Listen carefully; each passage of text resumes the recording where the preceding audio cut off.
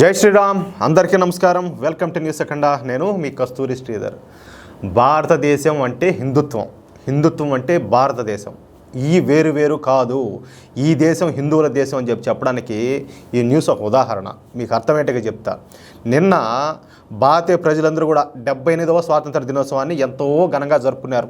మనం కూడా జరుపుకున్నాం. ఈ విషయం అందరికి కూడా తెలుసు.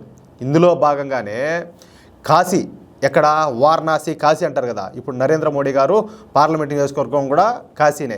ఈ కాశీలో కాశీ విశ్వనాథుడి ఆలయాన్ని ఎంత అందంగా అంటే అంత అందంగా ఈ విద్యుద్దీపకాంతులతో అట్లాగే త్రివర్ణ పతాకాన్ని తలపించేలా అంత గొప్పగా ముస్తాబు చేశారు. ఏడా మన కాశీ, మన శివయ్య గుడిని. ఆలయం లోపల శివలింగాన్ని కూడా వివిధ పుష్పాలు అలాగే పత్రాలతో ఇప్పుడు మన జెండా ఎట్లుంటుందా 3 రంగుల్లో ఆ మాదిరిగా అంత అందంగా తీర్చిదిద్దినారు.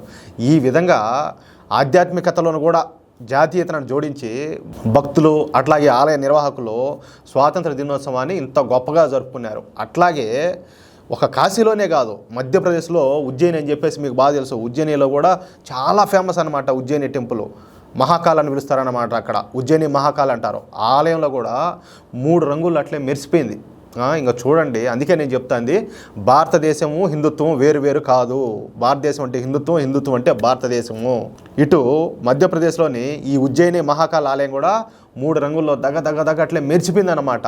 ఆలయానికి వచ్చిన భక్తులు హరహర మహాదేవ్ అంట, ఆ హరహర మహాదేవతో పాటు భారత్ మాతాకి జై అంట నినాదాలు చేసినారు. చూడండి, అసలు వినేదానికే ఎంత సంతోషంగా ఎంత ఆనందంగా ఉండదో. అందుకే చెప్పేది, హిందువులు నిజమైన హిందువులు ఈ దేశ క్షేమం కోరుతారు, ఈ దేశ భవిష్యత్తు బాగుండాలని కోరుకుంటారు. హిందుత్వం వేరు, భారతదేశం వేరు కాదు, రెండూ కూడా ఒకటే అని చెప్పేదానికి ఇంతకంటే సజీవ సాక్ష్యం ఇంకోటి అక్కర్లా.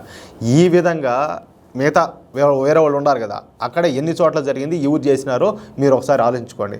అసలు మనం కొన్ని వీడియోలో చూస్తూ ఉన్నాం. భారత్ మాతాకి జై అంటే తప్పంట, జనగణమన వాడితే తప్పంట. ఇంకా అట్టోళ్ళు ఈడ ఏం నాకన ఉండారంట.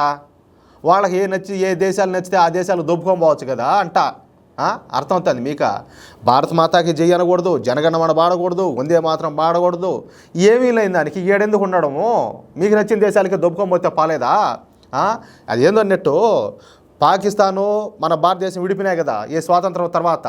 అప్పుడు కానీ ఈ సంతనంతా అక్కడ దొబ్బపోయాడు, దొబ్బినట్టే ఇప్పుడు ఇట్లాంటి కామెంట్లు పెట్టేవాళ్ళు, ఈ చేష్టాలు చేసేవాళ్ళు ఇవన్నీ ఉండుండవు.